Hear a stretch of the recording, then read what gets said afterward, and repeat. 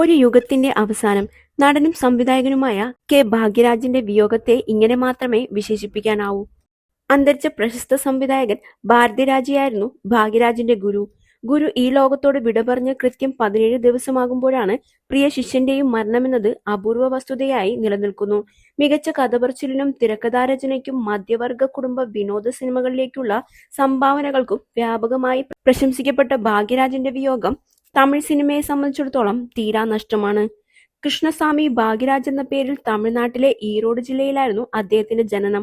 പ്രശസ്ത സംവിധായകൻ ഭാരതിരാജയുടെ സഹായിയായി സിനിമാരംഗത്ത് തന്റെ യാത്ര ആരംഭിക്കുകയും പിന്നീട് സ്വന്തമായി ഒരു വിജയകരമായ കരിയർ കെട്ടിപ്പടുക്കുകയും ഭാഗ്യരാജ് ചെയ്തു. 1980കളിലെയും 90കളിലെയും തമിഴ് സിനിമയ്ക്ക് ഒരു പ്രത്യേക ശൈലി നൽകിയ അദ്ദേഹം തമിഴ് സിനിമയിലെ ഏറ്റവും സ്വാധീനമുള്ള സംവിധായക എഴുത്തുകാരിൽ ഒരാളായി മാറി. തമിഴ് സിനിമയിലെ ഏറ്റവും മികച്ച തിരക്കഥാകൃത്തുക്കളിൽ ഒരാളായി അദ്ദേഹം പരിഗണിക്കപ്പെട്ടു. മധ്യവർഗ കുടുംബങ്ങളുടെ കഥകൾ പറയുന്ന വൈകാരികവും എന്നാൽ ആസ്വാദ്യകരവുമായ തിരക്കഥകളായിരുന്നു അദ്ദേഹത്തിന്റെ പ്രത്യേകത.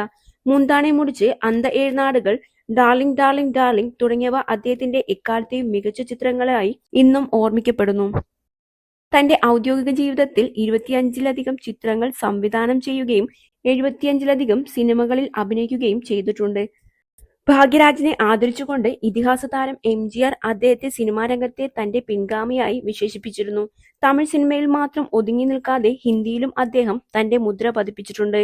അമിതാഭ് ബച്ചനെ നായകനാക്കി ഭാഗ്യരാജ് സംവിധാനം ചെയ്ത ആഖിരി രാസ്ത 1986-ൽ വലിയ വിജയമായിരുന്നു. അമിതാഭ് ബച്ചൻ ഇരട്ടവേഷത്തിലെത്തിയ ഈ റിവെഞ്ച് ഡ്രാമ ബോളിവുഡിലെ ക്ലാസിക്കുകളിലൊന്നാണ്.